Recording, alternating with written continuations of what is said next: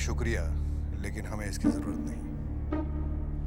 लेकिन जहां तक मुझे जानकारी है मछली बाबू की आपको जरूरत पड़ेगी। सुना है 2 लाख रुपए कम पड़ गए। आपकी जानकारी सही है, लेकिन अब भी कह रहा हूं कि आपको इसकी फिक्र करने की कोई जरूरत नहीं है।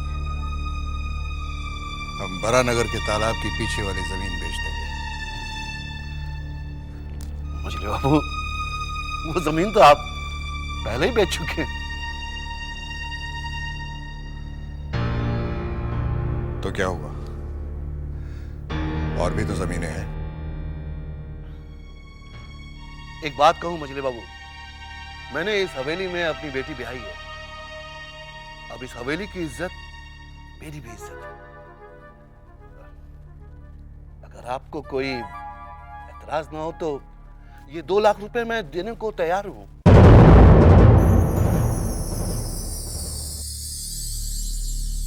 नहीं नहीं, मेरा यकीन कीजिए, मैं हिस्सेदार या भागीदार नहीं बनना चाहता। आप इसे उधार समझ के ही ले लीजिए।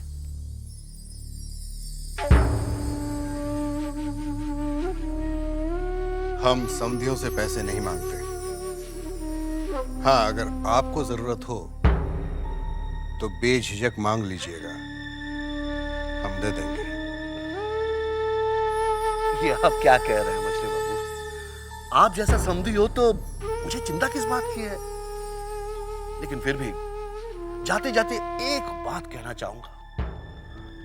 आधी रात को भी मेरी जरूरत पड़े तो याद कर लीजिएगा, मैं हाजिर हो जाऊंगा। अच्छा, चलता हूं। नमस्ते।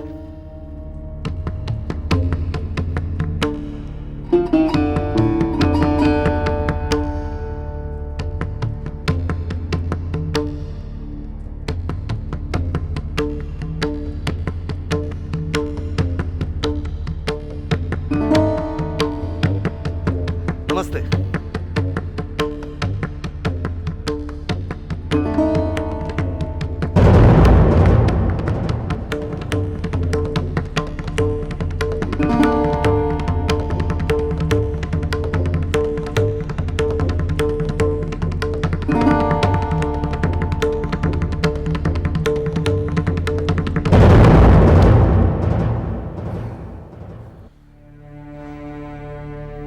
भागीदार? मुझे भागीदार नहीं बनाएंगे वो लोग, मुझे। अरे आपको तो छोड़िए, वो नन्हे बाबू के ससुर हाबुल दत्त को किनारा करके अकेले ही खान खरीदना चाहते हैं। नहीं होने दूंगा मैं, बिल्कुल नहीं होने दूंगा मैं। मेहनत मैं करूं और पूरी की पूरी मिलाई वो खा जाए। अरे आप घबराते क्यों हैं? आपको और हाबुल दत्त को भागीदार बनाना ही होगा। क्यों? अरे देखिए, खान खरीदने के लिए 10 लाख चाहिए और सारा कुछ बेचकर भी 10 लाख नहीं पूरा हो सकेगा। लेकिन अब उन्हें यह खरीदना ही होगा, क्योंकि बात अब जमींदार घराने की इज्जत पर आ गई है। हालांकि नन्हे बाबू ने कहा भी है कि वो, बस यही बात पसंद है मुझे जमींदारों की। साहब जी, नन्हे बाबू आए। अरे बाप रे, सरकार मुझे कहीं छुपा दीजिए। अगर नन्हे बाबू ने मुझे कहीं देख लिया तो गड़बड़ हो जाएगा। अरे सुनो तुम, उस हवेली से तुम्हें जितना कमाना तुमने कमा लिया। अरे हुजूर, वो सब तो खुरचन खाया था, मलाई खाने का समय तो अब आया है। अरे आपने वो कहावत नहीं सुनी है, घर का भेदी लंका ढाए? अरे जब भेदी ही नहीं रहेगा तो लंका क्या खाक ढाएंगे? तो समझदारी की बात कर लेते हैं। जी हुजूर। छिपो उधर उधर उधर, यहाँ देखें। मुबारकबाद। मुबारकबाद? किस बात की मुबारकबाद दे रहा है यार? बैठो तो सही। बाप बनने की तुमने मुझे बताया नहीं, दोस्त होगा तुम्हारा। दूसरी बात यह है कि तुम और तुम्हारे चाचा व्यापार शुरू करना चाह रहे हैं और तुम लोगों को भागीदार की कोई जरूरत नहीं है। हाँ? ये सब तुझे कैसे पता चला? पता चल जाता है। बाजार में नहीं, तवाइफ आए और जमींदार को पता ना चले। ना, ऐसा नहीं हो सकता। कोई नया व्यापार शुरू करना चाहे और नन्ही को पता ना चले, ऐसा नहीं हो सकता। तू ठीक कह रहा है। मंजले चाचा की यही मर्जी है, मगर क्या? यार नन्ही, मुझे 2 लाख रुपयों की बहुत सख्त जरूरत है।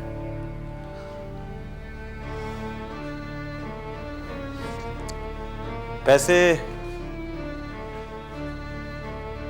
मुझसे ले लो, पैसे तो दे दूंगा मैं, मगर एक शर्त है। शर्त? कैसी शर्त?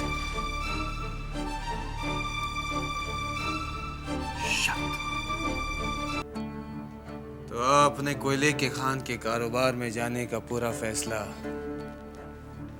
कर ही लिया है। वक्त की नजाकत को देखते हुए हमें ये फैसला करना पड़ा छोटे,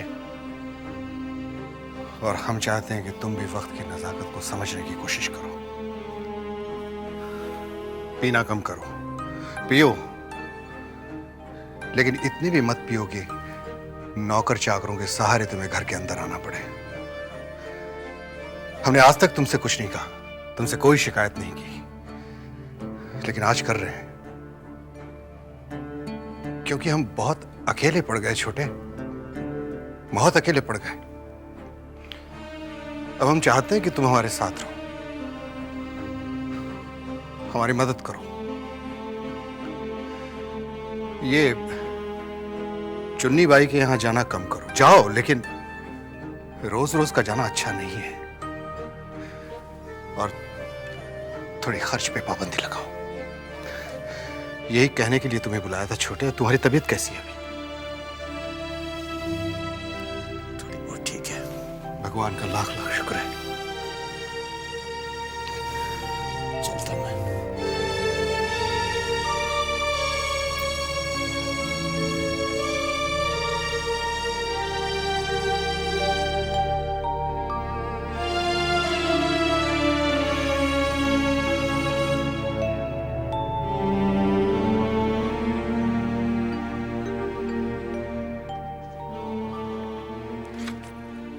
आप अभी भी पढ़ रहे हैं?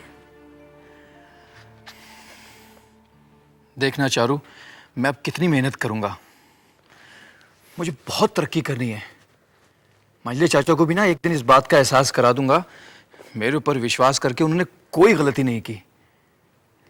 आपके आत्मविश्वास को देखकर मुझे बहुत खुशी हो रही है, और मुझे पूरा विश्वास है आप बहुत तरक्की करेंगे। तुम यहाँ बैठो। तुम्हें पता है चारू, मेरी जिंदगी में इस बदलाव की वजह क्या है? सिर्फ तुम हो, और बाकी रही सही कसर हमारे होने वाले बेटे ने कर दी। चारू देखना, हम अपने बेटे को बहुत अच्छी परवरिश देंगे, उसे पढ़ने के लिए ना विदेश भेजेंगे। मेरी तो भगवान से यही प्रार्थना है कि आपकी हर इच्छा पूरी हो। तुम मेरे साथ हो ना, फिर मुझे किसी बात की कोई फिक्र नहीं है। सच? हाँ।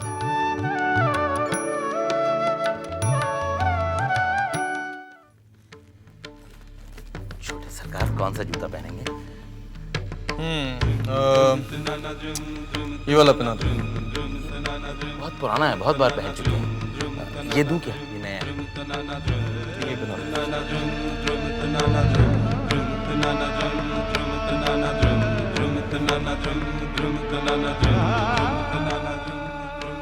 जरा अपना हाथ तो आगे कीजिए। क्यों? एक बहुत बड़े बाबा हैं, उन्होंने आपके लिए ताबीज भेजा है। अरे भाई, हमें क्या हुआ है? यशोदा दुलाल की कृपा से हुआ तो कुछ नहीं है, लेकिन आप रात रात भर बाहर रहते हैं, मुझे डर ही लगा रहता है। ये ताबीज आपकी रक्षा करेगा। छोटी बहू, तुम अच्छी तरह जानती हो कि आज तक हमने कभी भगवान की पूजा तक नहीं की है, तो ये बेकार की तावीज हम क्यों पहनेंगे? आज तक आपने मुझे जो भी कहा है सो मैंने किया है, और आपने मेरी हर बात टाली है। आज तो मत टालिए, मान जाइए। लाइए मैं आपको पहना देती हूँ।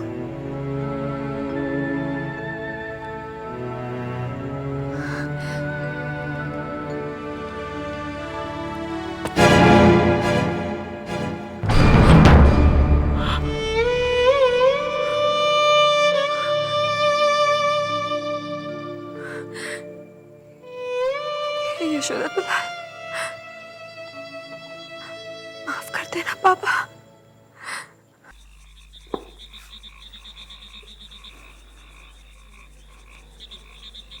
छोटी बहू रानी की हालत अब और देखी नहीं जाती। क्या से क्या हो गया, सब कुछ हाथ से बेहाथ हो गया। जब पहले छोटी बहू रानी को देखते थे तो उसके रूप में एक देवी नजर आती थी। साले साहब शाम को जब पूजा पाठ करके प्रसाद की थाली लेकर ऐसे सामने आती तो ऐसा लगता है जैसे सामने कोई देवी खड़ी है।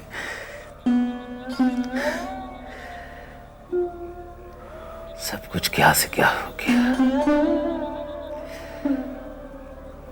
छोटी बहू रानी बेचारी का सोच कर ही हवेली में आई थी। उनको भी कैसे कसूरवार ठहराया। छोटे बाबू जो है वो देखते ही नहीं उसकी तरफ। बंसी, ताबीज का क्या हुआ? ताबीज जी की वजह तो ये सब हुआ। छोटे बाबू तो ताबीज को फेंक फाक कर चले गए। छोटी बहू रानी का चेहरा देखने के लायक था। वो तभी से पीना शुरू किए और पिए जा रही है। उसका पीना रुक ही नहीं रहा और एक ही जिद लगाई है कि वो 5 सुपारी लेगी और 12 नगर जाएगी। हमने बहुत समझाया, नहीं छोटी बहू रानी अकेले नहीं, लेकिन हमारी तो सुनती ही नहीं। क्या करें पता नहीं।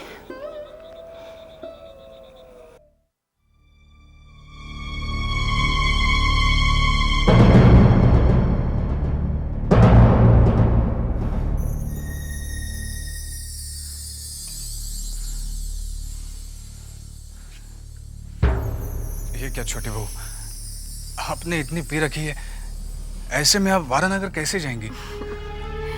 तू है ना मुझे संभालने के लिए। हाँ नहीं छोटी बहू, इस हालत में मैं आपको नहीं लेकर जाऊंगा।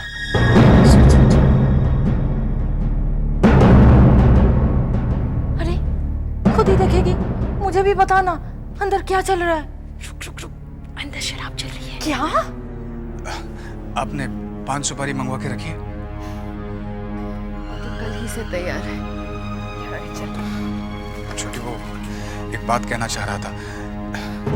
अब मेरा यहाँ आना ठीक नहीं होगा। क्यों ठीक नहीं होगा? छोटी बहू, मुझे ऐसे लगता है कि यहाँ मुझे लेकर बातें होती है। अच्छा हैराम, साली साहब कह रहा है मेरा यहाँ ना भी ठीक नहीं। दीदी चुप। सबके सब चुगलखोर हैं, चोरी छुपे बातें करते हैं। देख तू घबरा मत, मैंने खिड़की दरवाजे बंद कर दिए हैं। हाँ अब हम जा सकते हैं।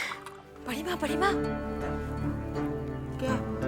मैंने भूतनाथ बाबू को छोटी बहू के कमरे के अंदर जाते देखा। भूतनाथ छोटी के कमरे में क्या कर रहे हैं दोनों? दोनों खूब शराब पी रहे हैं। हाँ? छोटी ने तो सारी इज्जत उतार के रख दी है। अच्छा ठीक है, तू जा। ठीक है, जाती हूँ बड़ी माँ।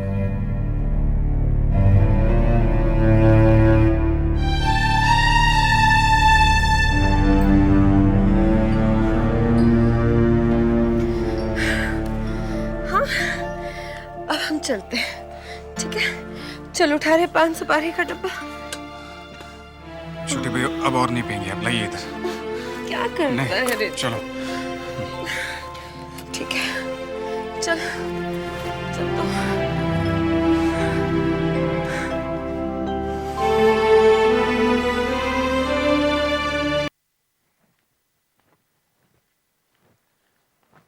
प्रणाम चाचा जी।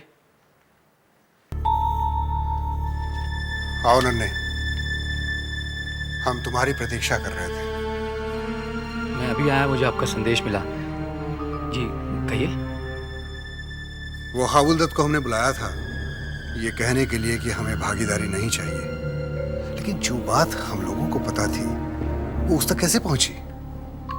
कौन सी बात? वो 2 लाख रुपए वाली बात। वो चाचा जी बातों ही बातों में मेरे ही मुंह से निकल गई थी।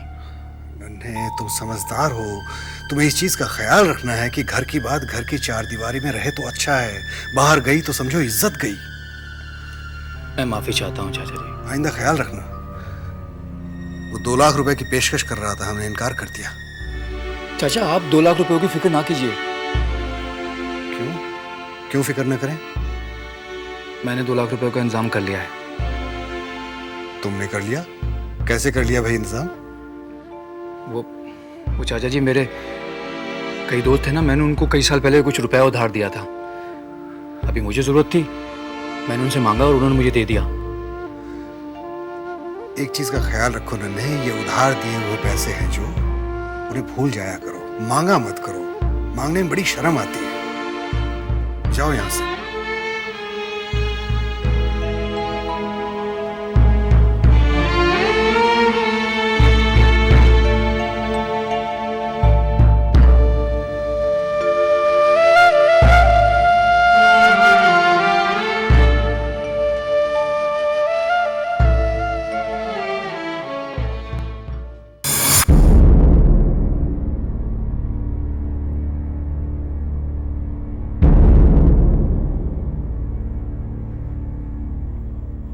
ये क्या? गहने तो तुम्हें बहुत प्यारे थे, आज अचानक अपने जिस्म से उतार कर अलग क्यों कर दिया? दुनिया एक तरफ, मेरे पति की इज्जत एक तरफ। मुझे इन सब से आपकी इज्जत कहीं ज्यादा प्यारी है। इन्हें रख लीजिए। मुझसे आपकी परेशानी देखी नहीं जाती। एक औरत का असली गहना तो उसका पति होता है। आपको पैसों की जरूरत है ना? अगर इन्हें बिकवा कर तुम्हारे गहने बिकवा कर? मजली, आज तुमने ऐसा करके खुद को हमारी नजरों में बहुत ऊंचा कर लिया, बहुत। मगर अपने गहने देकर हमें हमारी नजरों में नीचा मत करो, मत करो हमें हमारी नजरों में नीचा।